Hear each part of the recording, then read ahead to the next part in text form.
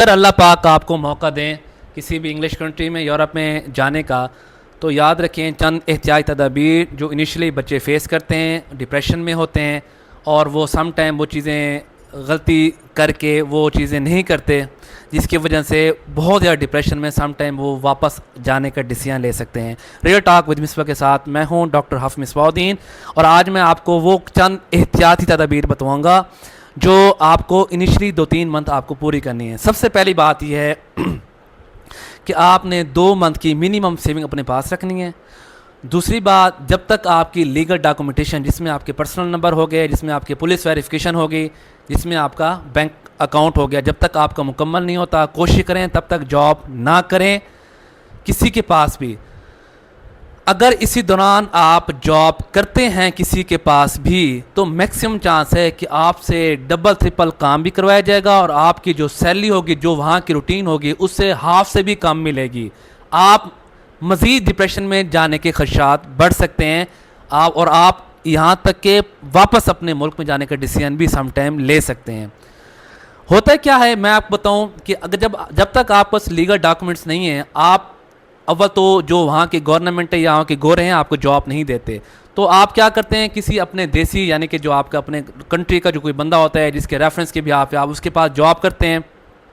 وہ آپ کو بڑا مس یوز کرتا ہے۔ مثلاً وہ انیشلی 15-20 دن انٹرنشپ پہ نام پہ کہ آپ انٹرنشپ کر رہے ہیں، سیکھ رہے ہیں، آپ سے فری ٹکا کے کام لے گا۔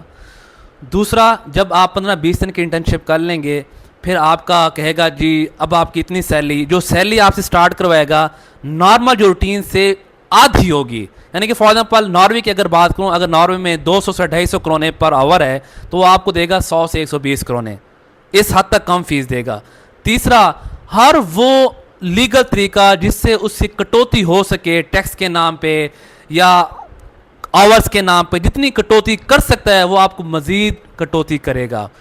تو جب آپ فیل کریں گے کہ یار مجھ سے ایک بندہ کم کام کر رہا ہے، اس کی سیلری 250 کرونے پر آور ہے، اور میں ڈبل ٹرپل کام کر رہا ہوں اور ہارڈ کام کر رہا ہوں، میری سیلری بھی کم ہے،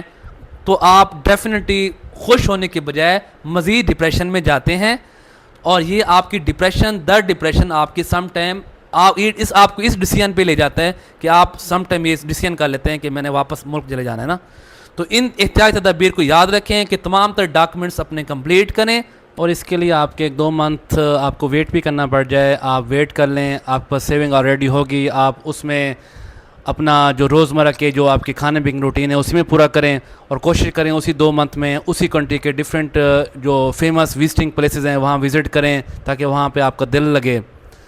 تو یہ احتیاطی تدابیر تھی جو میں نے آپ لوگوں کو بتانی تھی، جو انیشلی آپ لوگ سم ٹائم ایک تو خود سے آلریڈی ڈپریشن میں ہوتے ہیں کیونکہ نئی جگہ ہوتی ہے، نئے لوگ ہوتے ہیں، دوسرا آپ کو اس طرح مس یوز کر کے آپ کو مزید ڈپریشن میں لایا جا سکتا ہے۔ تو انشاءاللہ اپنی نیکسٹ ویڈیو میں